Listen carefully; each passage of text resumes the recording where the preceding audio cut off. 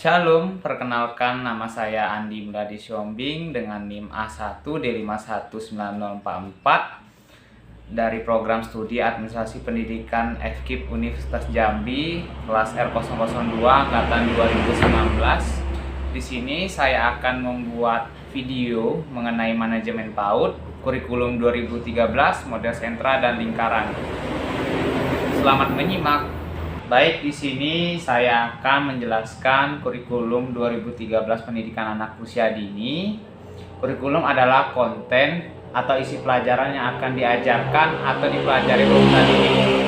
Kurikulum dapat disebut sebagai rencana pengajaran, bagaimana rencana itu dibuat, ruang lingkupnya, urutan dari kurikulum itu. Secara umum, penerapan kurikulum 2013 untuk PAUD baru disosialisasikan atau diperkenalkan dan diterapkan pada awal tahun 2015. Setelah penerapan kurikulum 2013 untuk pendidikan dasar atau Dikdas dan pendidikan menengah atau Dikmen mengalami gejolak dan beberapa perubahan dalam penerapannya. Dalam sosialisasi dan penerapannya, hingga saat ini tidak terdapat gejolak dan penolakan seperti halnya penerapan kurikulum 2013 untuk pendidikan dasar dan pendidikan menengah. Guru-guru pendidikan anak usia dini memahami kurikulum 2013 sebagai kurikulum yang mempunyai kemiripan dengan kurikulum untuk anak usia dini sebelumnya, baik dari tatanan, konsep, hingga penerapannya. Konsepsi umum pemahaman kurikulum 2013 PAUD yang baru didasarkan atau berdasarkan dengan patokan pada istilah-istilah yang baru dengan konten yang sebenarnya tidak jauh berbeda. Beberapa tambahan yang ada di kurikulum 2013 merupakan tambahan kelengkapan untuk kurikulum yang sebelumnya, seperti pendekatan saintifik. Guru-guru tentu mempunyai kreativitas dan inovasi pada kegiatan yang dipusatkan pada anak untuk menambah kreativitas yang berada di dalam ruangan kelas, sehingga rancangan kegiatan yang mesti dilaksanakan oleh anak-anak murid itu tercapai dengan bantuan oleh seorang guru. Kemudian, karakteristik kurikulum 2013. Kurikulum 2013 pendidikan anak usia dini dirancang dengan karakteristik sebagai berikut. Yang pertama, mengoptimalkan perkembangan anak yang terdiri dari aspek nilai agama dan moralnya dalam kegiatan teman bersebaya, fisik motorik, kognitif atau pengetahuannya, bahasa yang digunakan sehari-hari, sosial emosionalnya dalam menghadapi permasalahan yang ada di kelas, dan kemudian seni yang tercermin dalam keseimbangan kompetensi sikapnya, pengetahuan dan keterampilan yang dia miliki. Kemudian menggunakan pembelajaran tematik dengan pendekatan saintifik dalam pemberian rangsangan pendidikan.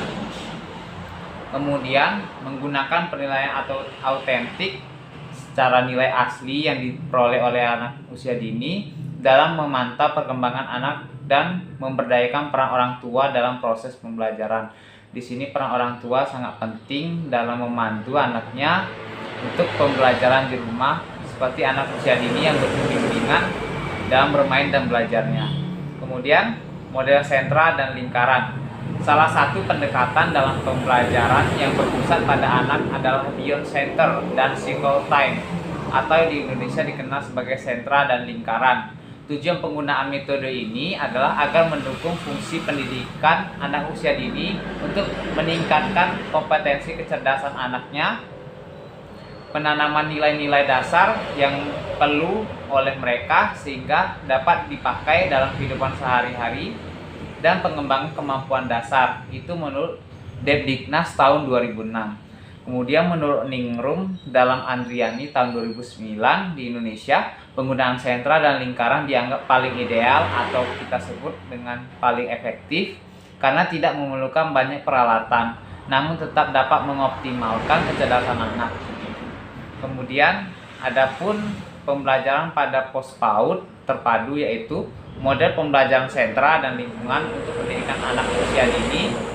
Pendekatan sentra dan lingkaran adalah pendekatan penyelenggaraan atau pelaksanaan PAUD yang berfokus pada anak dalam proses pembelajarannya berpusat pada sentra main dan anak dalam lingkaran. Pada umumnya anak usia dini dalam proses pembelajarannya adalah tahap bermain dan belajar.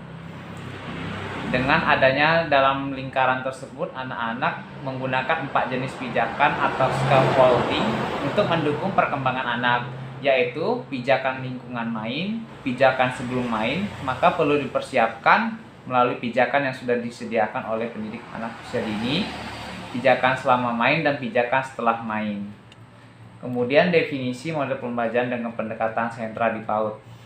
Model pembelajaran sentra adalah pendekatan pembelajaran yang dalam proses pembelajaran dilakukan dalam lingkaran atau circle time dan sentra bermainnya. Lingkaran adalah saat di mana pendidik duduk bersama anak dengan posisi melingkar untuk memberikan pijakan kepada anak yang dilakukan sebelum dan sesudah bermain. Sentra bermain adalah zona atau arena bermain anak yang dilengkapi dengan seperangkat alat bermain yang kita temui pada umumnya seperti hula hoop atau bola-bola yang berwarna-warni yang berfungsi sebagai pijakan lingkaran yang diperlukan untuk mengembangkan seluruh potensi dasar anak didik dalam berbagai aspek perkembangan secara seimbang. Sentra yang dibuka setiap harinya disesuaikan dengan jumlah kelompok di setiap PAUD. Pada umumnya jumlah kelompok ini didasarkan atas usianya ataupun berbagai aspek yang menjadi pembeda dengan anak usia dini yang lainnya. Pembelajaran yang berpusat pada sentra dilakukan secara tuntas mulai dari awal kegiatannya sampai akhir dan fokus oleh satu kelompok usia PAUD dalam satu sentra kegiatan. Setiap sentra mendukung perkembangan anak dalam 3 jenis bermain, yaitu bermain pada sensori motor atau fungsionalnya seperti bermain peran dan bermain konstruktif, membangun pemikiran anak untuk bermain peran yang sesuai dengan dibilang oleh guru anak usia dini tersebut. Mereka bisa memerankan sesuai tugas dan fungsinya. Kemudian macam-macam sentra pembelajaran PAUD. Yang pertama, sentra balok. Sentra balok memfasilitasi atau mewadahi anak usia dini tentang konsep bentuk, ukuran, keterkaitan bentuk, kerapihan, ketelitian, bahasa, dan kreativitasnya. Alat dan bahan main sentra balok ada 4. Yang pertama, balok-balok dengan berbagai bentuk dan ukuran sehingga mereka bisa menyeleksi dan menyesuaikan ukuran yang pas antara bentuk yang satu dengan yang lainnya. Kemudian balok aksesoris untuk main peran seperti bermain peran polisi, seperti seorang guru, seperti orang pilot. Yang kemudian Lego yang berbagai bentuk. Kemudian kertas dan alat tulis, bagaimana mereka menuangkan ide dengan peran yang mereka mainkan. Kemudian sentra main peran kecil atau mikro. Main peran kecil mengembangkan kemampuan berpikir abstrak di luar dari pemikiran out the box. Kemudian kemampuan berbahasanya, sosial emosional, menyambungkan pengetahuan yang mereka sudah miliki dengan pengetahuan baru yang mereka peroleh dari pendidik anak usia dini. Alat dan bahan menggunakan sentra main peran kecil yaitu berbagai miniatur mainan yang sudah disediakan pada tempat bermain, kemudian berbagai mainan alat rumah tangga, berbagai mainan mini alat kedokteran, kemudian alat bermain mini transportasi yang mereka temui di sekitar rumahnya seperti mobil, motor, dan sebagainya. Kemudian berbagai alat mini tukang yang biasanya ditemukan pada tukang yang bisa bermain peran seperti tukang tersebut. Demikian presentasi dari saya. Apabila terdapat kesalahan kata dari saya melalui ucapan materi yang saya sampaikan, saya mohon maaf. Saya ucapkan terima kasih dan shalom.